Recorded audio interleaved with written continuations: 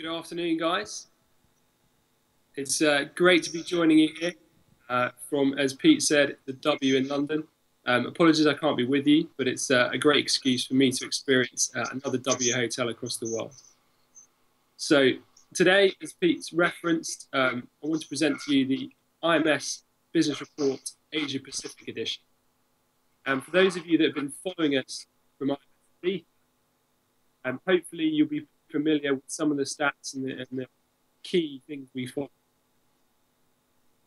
Today, hopefully this will provide you some great context for discussions and the panels that you're about to hear that follow me for the rest of the day. So on the first slide, you can see that we're going to cover 5 main areas of the Asia-Pacific market. And firstly, we're going to talk about the club. So on to slide 3, and here you can see a list of the Asia-Pacific clubs that appear in the DJ Mag Top 100. As you guys are probably familiar with, 2 that lead in the top 10 are Zouk and Octagon. And Zouk has actually been in the top 10 for the last 5 years and ever present in the poll since it started over 7 years ago. Octagon has also seen a meteoric rise recently. In 2013, it was the club to experience the biggest rise in the entire poll. Elsewhere, there are 6 other clubs that appear in the top 100 from the region, and particularly A Club in Seoul and Kitty Soo in Delhi have both been new entrants this year. On to the next slide, and you can see that these clubs haven't only gained interest in the DJ Mag poll, but they've also got some of the largest and fastest growing Facebook fan bases in the entire world. So on the left-hand side, you can see the total fan base of the different clubs. And actually at the top there, you can see Zouk in KL actually has a bigger Facebook fan base than Hakkasan in Las Vegas. On the right-hand side of the chart, you can see the average growth rate in Facebook fans for some of these clubs. And if you look about halfway down, you can see Zouk and Kitty Soo have both experienced higher growth in their Facebook fan base than the rest of the top 10 clubs across the world. So on to slide 5, and we can talk about some of the key festivals in the region. So on the left-hand side is the total festival attendance for electronic music festivals in each country in the region. As you can see, Australia and India lead the way at the top, but in total, we reckon there's about 1 million people have attended an electronic music event in the region in the last year. But it's not just about volume of people in total, but also around the size of the events that are now taking place in the Asia-Pacific region. So on the right-hand side of the slide, you can see that actually there's an event in the region, Sunburn Goa, that is now equivalent to some of the biggest festivals across the world. Their attendance is equivalent to Tomorrowland or even Ultra Music Festival in Miami. As well as Sunburn, there's clearly some other big entrants into the market this year, whether that's Ultra Music Festival in Korea or in Japan, or Storm Festival in China, which we'll talk about more in a minute.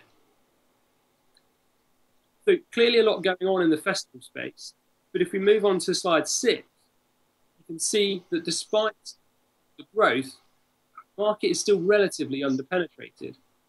So here we can see a comparison of India on the left and the USA on the right. First of all, with the tents, we look at the total amount of attendees at electronic music festival in each of these countries. On the left, India, with about 300 to 400,000.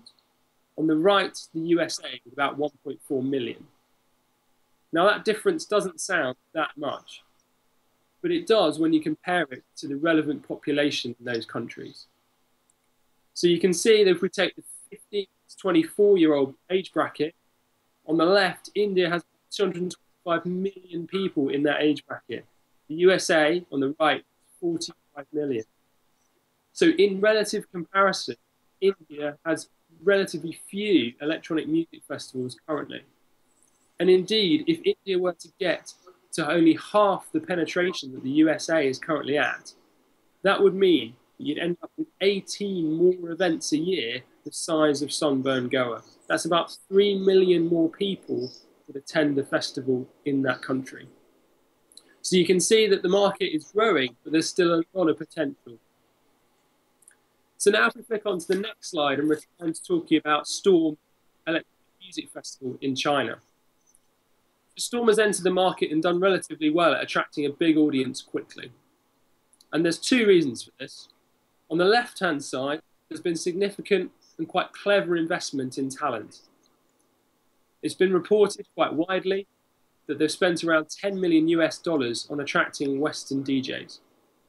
But they've also invested in music collaborations between local Western DJs and artists, and set up an In Search of Rhythm contest, a DJ contest that's been turned into a TV documentary to find the next generation of local DJs in the area.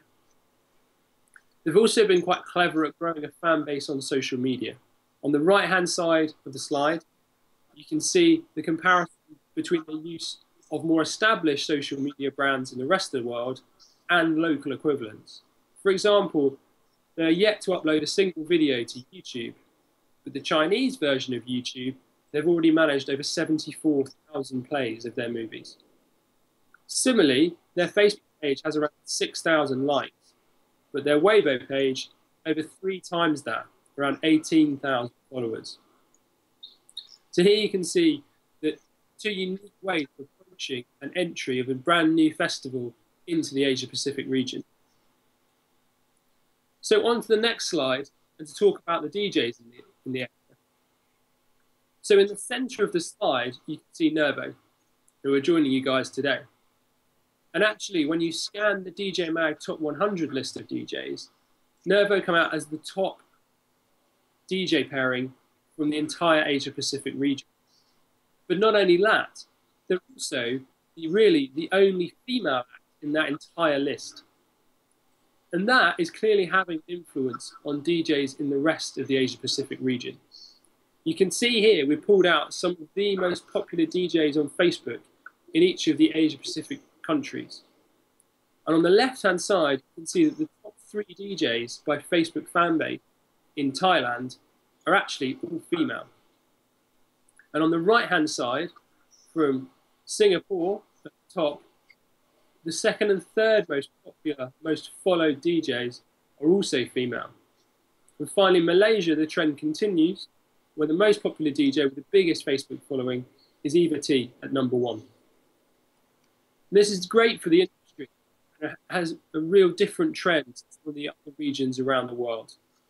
And these guys have not only come to the fore and leading in their countries, but they've also got a very large Facebook following, up to 200,000 fans on Facebook. So finally, on to the next slide, slide 9, and on to talk about record labels.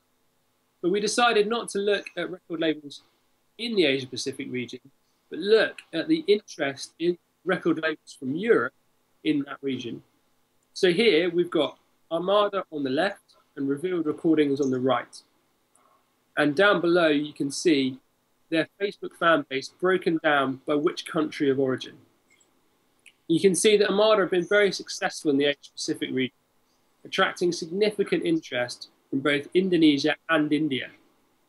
In fact, in total, 17% of their entire Facebook fan base come from those 2 countries alone.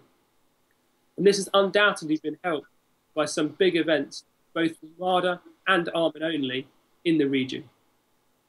Equally, on the right-hand side, Revealed Recordings, their second biggest country of origin is India, which accounts for around 8% of their total following. And that's no surprise. If you check out the touring, Hardwell, Danik, and Dyro, their biggest artists, then they've all been on tour in this region considerably in this year. So that's a brief summary of the major areas of the industry. But what does it all mean? So one of the things we like to do as part of the IMS business report is try and estimate how much the industry is worth. And on the last slide, slide 10, you can see a pie chart of what we think the Asia-Pacific region is worth. And that is around $1 billion US. A massive amount, and around 15% of the global market that we estimate, which is worth about 6.2 billion in total. As you can see, most of that comes from festivals and clubs on the right-hand side, around 600 million, and also a considerable amount from music sales and streaming in the region, which I think you're going to hear about next. So all in all, we can see that the Asia Pacific region is really booming, and there's some unique success stories, whether that be clubs, festivals, or even female DJs coming through. So that concludes the IMS Business Report Asia Pacific edition. I really hope you find these stats very useful and have great context for your discussions and the panels that are to come today. If you want to find out more, on the last slide, you can contact the IMS directly, find me on Twitter, or log on to dancenomics.com. So from the W here in London to the W in Singapore, thank you very much, guys, and I hope you have a great day.